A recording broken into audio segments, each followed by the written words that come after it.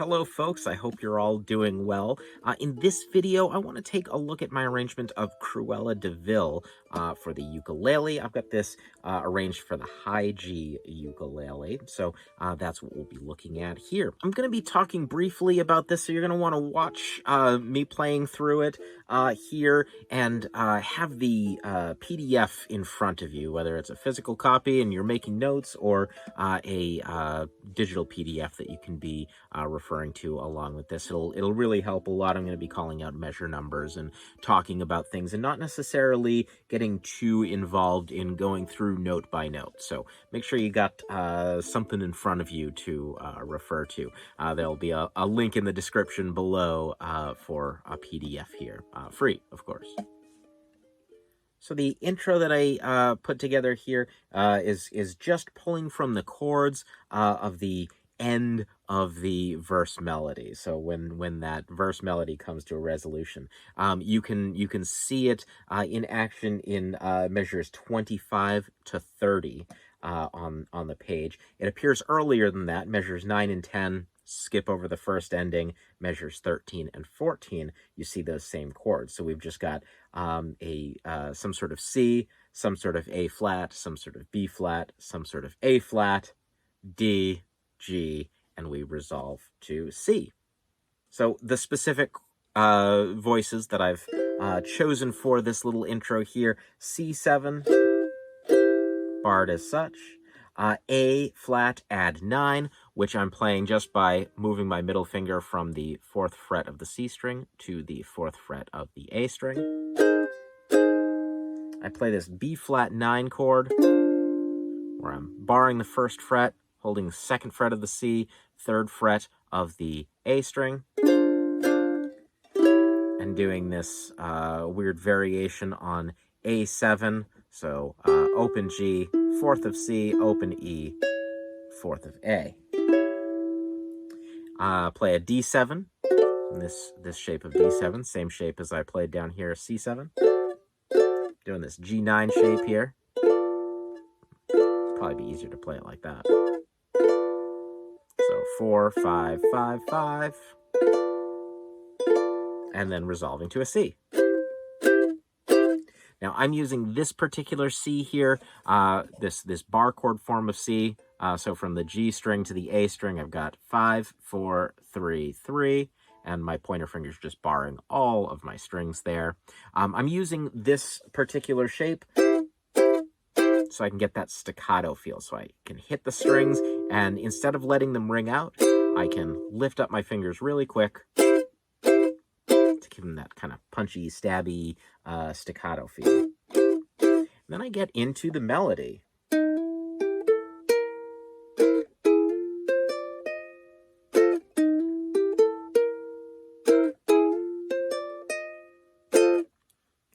Now that section right there, if you're just looking at the tablature, you're just seeing the notation, right? You're just seeing, end of measure 4, 3rd fret of the C string to the 4th fret, like that, right? And then over here, that's all you're seeing. So you could kind of interpret that as playing individual notes, and you certainly could play it like that. But we would be missing out on some of the other chord stuff that we can be doing in here, filling in a little bit of that extra space. My thumb is constantly countering whatever the melody is doing. My thumb just wants to get in there and add a little bit of syncopation, as if this song doesn't have enough. So I am holding down chord shapes as I'm playing through the melody, and you're going to see this throughout the song. Where I have the C7 chord written over measure 5, and I'm playing that little passage, I'm holding that down while I'm playing through the melody. So I can play the 3rd fret to the 4th, and then 3rd fret of the E, 5th, 6th, and all the while, wherever it's possible, I just continue holding down that C7. And then I can just grab that chord after all of my fingers are in place. And I'm going to do the same idea with an F7 chord, and I'm playing this version of F7 where I'm barring the 5th fret, adding 6th fret of the A string. Oops. And I can fill in any of that space that I want to with just hitting some of those extra notes because I'm already holding this entire chord. So when I get excited with this song, I might, rather than play exactly what's on the page, I might play something like this.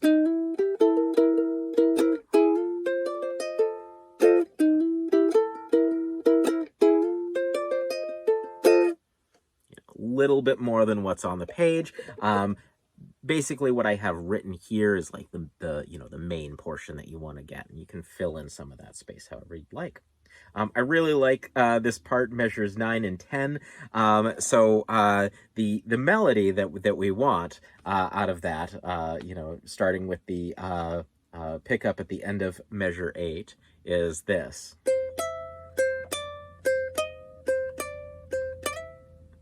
Ba ba ba ba ba ba ba ba ba. So that's the melody that we want, but I've kind of like decorated with these little triplets.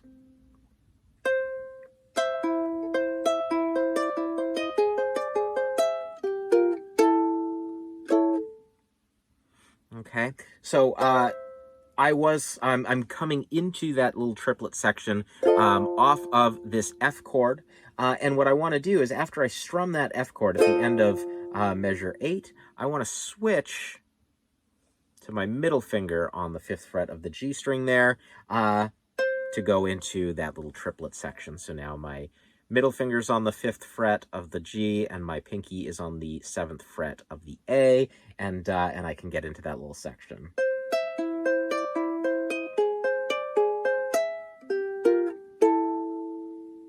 So again, I start off like this, and I'm adding in my pointer finger on the 4th fret of the E string when that chord changes to an A flat. So now the chord that I'm making is all based around an A flat, notes in the A flat chord. Into measure 10, where I hit the 7th fret of the A string with my pinky, bounce off of the open G string, and I'm playing a B flat into an A there. For the B flat, I'm just hitting 2 notes of that B flat chord. I'm just hitting the 5th of the C, 6th of the E. And I'm just moving back 1 fret each. So 4th fret of the C, 5th fret of the A. And then I'm adding in my ring finger on the 6th fret of the G. Just kind of fills out the chord a little bit there. A lot of times when I'm playing it, you might hear me do that kind of thing. On the page, it's written like this. But in practice, I end up playing it like this a little bit more often than not. So, same idea. I'm just like playing around with it a little bit. It's my arrangement. I can do that. You do whatever you want with it. It doesn't matter. And then we go into the first ending. So we've got a pickup, that open A string leading us into measure 11, where I'm playing this D9 shape. So it's like a D7, and I'm adding in 7th fret of the A. And I'm just going to squeeze my ring finger back. So my ring finger's on the 7 to 6 while I'm still holding this shape. So I'm plucking through notes in that chord. Go back to that 6th fret. My ring finger's still on that 6th fret of the A. So I don't have to move very much. The thing that makes that really challenging is just squeezing all of your fingers into that tight little space. But as you can see, I'm getting a lot of melody out of this one chord shape without having to move around very much. It's easier if your frets are a little bit bigger. On this soprano, I'm really crammed in there. But let's hear what that sounds like again.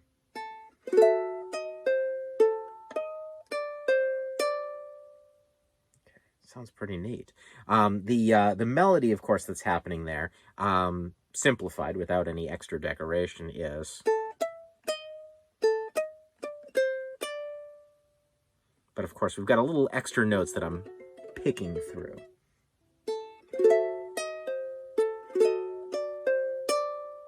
I'll usually strum a little bit on that second time that we play the 6th fret of the A string. I usually strum through the chord again. And after I've played that, I'm going to land on a G9 chord. So we saw that at the beginning there. So I'm playing through that melody, that 5th fret of the A string at the end of measure 11. It's tied into measure 12, so I'm just holding it until I get to beats 2 and 3 in measure 12. So again, end of measure 10 into 11 and 12, like so.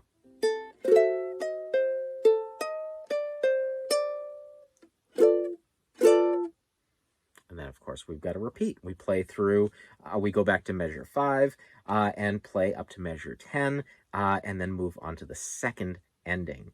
That second ending is very similar to the first. Now we're going to play D9 again, 7 to 6.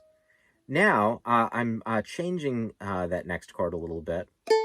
Got open A, and that open A string is going to let me change my chord shape here. So I was like this, open A. I'm changing to this G9-ish shape.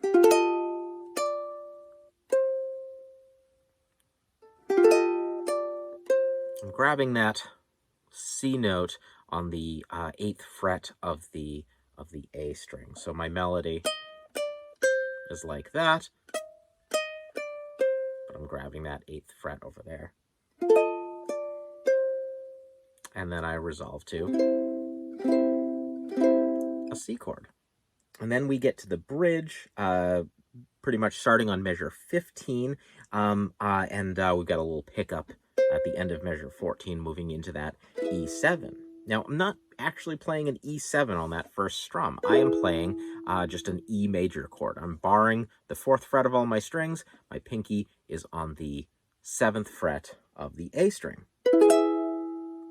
And then from there, I'm really going to be focusing in on the melody of this section. So I'm strumming that chord, and I'm going to let those notes ring as long as they possibly can. But from here on out, I'm just going to be focusing on the melody. So 7th fret of the A string, I'm going to stretch my pinky up to the 8th fret. And then 5th, 7th, middle pinky. And now I'm going to break out of that chord.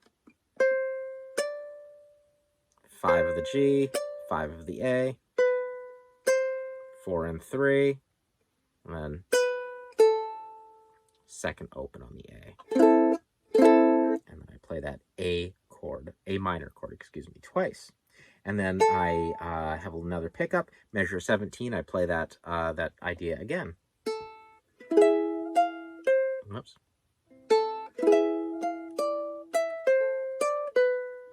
Except here I just go directly to the open A. And then A chord twice. So here's what that sounds like.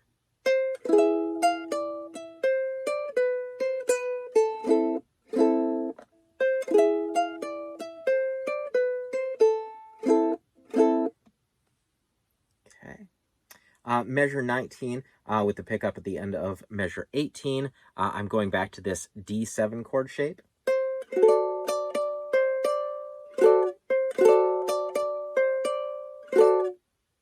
That whole time, that melody is just bouncing back and forth between 5th of the A and 5th of the G.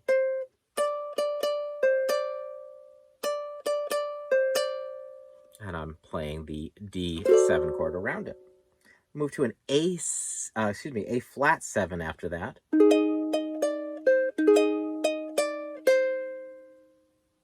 And the only part that's staying the same that whole time, 3rd fret of the C, 4th fret of the E string. So those two notes stay exactly the same, and then the melody is all sitting across the A string. 6, 6, 5, 3, 6, 6, 5, 3. All right, so it'll go.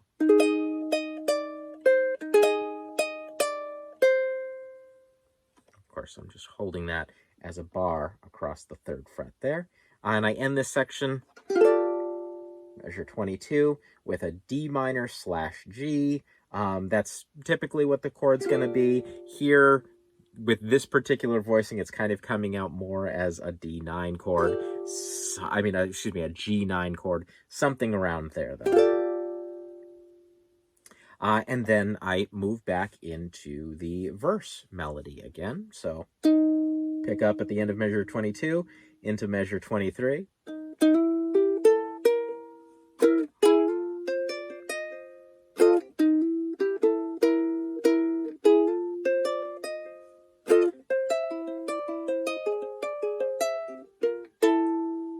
Ending's almost the same as we saw before. We start off the same. This is like ending 2. And now when we go to that C, instead of just hitting that C a few times, now I'm going to do like a little bluesy outro.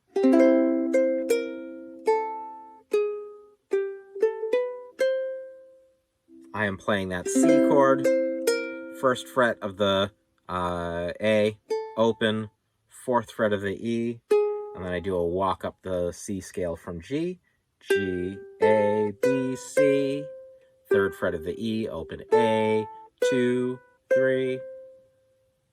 Okay, so here's that second, or that last verse from the pickup at the end of measure 22 into 23 to the end of the song. 2, 3, 4.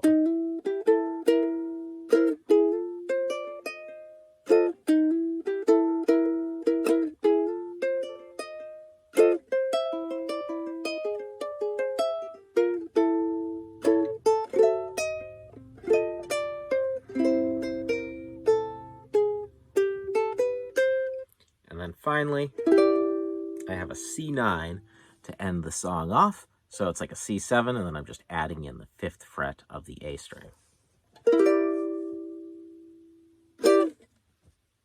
1, 2, 3, 4.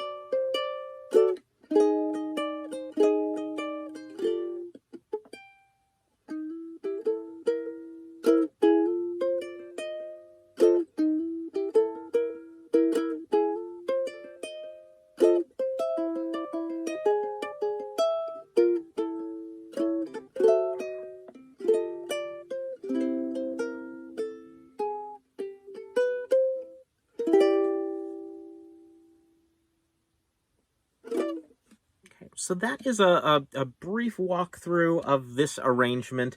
Let me know what you think. Let me know what where you're succeeding, where you need a little bit of extra help. Questions, send them to me, tinyvillagemusic@gmail.com. I'd love to help you out with this more if I can. So, yeah, get in touch. Like and subscribe and do all that stuff. Links are in the description. You can sign up for the mailing list and get emails and fun stuff in those emails. I don't know, something cool might happen. Anyway, thank you all very, very much for watching. I will talk to you in the next video. Take care.